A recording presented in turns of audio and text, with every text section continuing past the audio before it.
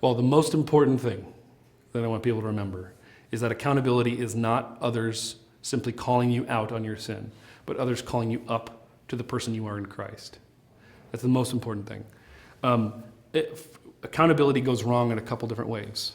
We either have a more shameless kind of accountability or a shame-based accountability. Shameless accountability is when confession is the only point.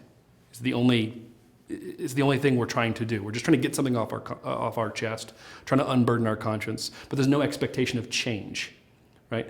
Even though the participants are feeling shame inwardly, they're not talking about the shame of it. They're not talking about either the experience, the feeling of shame, or the shamefulness of what they've done.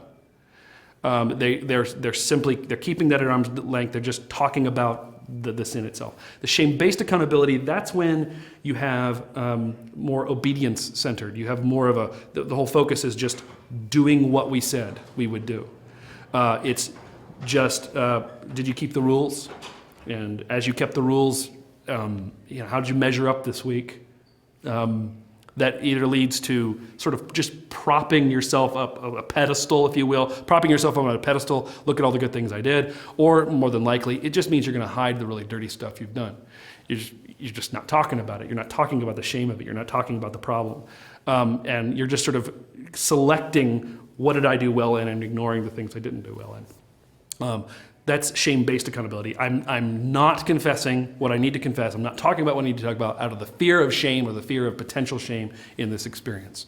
So you have either shameless or shame-based accountability. And I would say the third thing in all of that is that the gospel is the antidote to shameless and shame-based accountability. The gospel is the antidote. Only when we see the shame of the cross that Jesus experienced do we understand the shame of our own sin. It's a constant reminder that the shame of our sin is real and needs to be dealt with. So we look at the shame of the cross. But second, the cross is what reconciles me to God. The cross is what brings me to the Father. Jesus talked about, I'm the vine, you're the branches. He talked about, and what's interesting about that is that, in order to be grafted into a branch, grafted into the vine as a branch, you need to wound that vine. You need to carve out a space where that's going to go. Jesus was wounded so that we could be inserted into the vine, so that we could be connected to the vine. You can't just tape a branch on the vine and expect the branch to be healthy. You can't do that. The branch will eventually wither and die. It has to be connected to the lifeblood of the vine. It needs to be connected to that. And so Jesus did that for us on the cross. By being connected to, we're united with him, we died with him, we're raised with him, we're seated in glory with him. He has blessed us with every spiritual blessing in the heavenly places. And because that's who we are in Christ, my job as an accountability partner is easier now. Because I'm not just telling you to be better. Or I'm not just saying, well, thanks for the confession and moving on. I'm not being shameless or shame-based. Instead, what I'm saying is, you are better than that. Because this is who you are. You are a new creation in Christ. You are a child of the living God. Therefore, you're loved. You are loved. And you have certain duties and responsibilities as one who's in the family.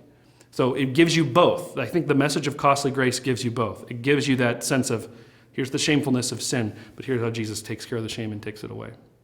And if you have both, then you have sort of a well-balanced accountability relationship. So I would just say to pastors, to leaders, you've got to infuse in your people not just what is the gospel, but how does the gospel relate to how we're meant to relate to each other in terms of our sin? How does it empower and inform the way we're meant to have conversations about our sin and the way we're meant to have conversations about the church, about porn, about anything that we struggle with?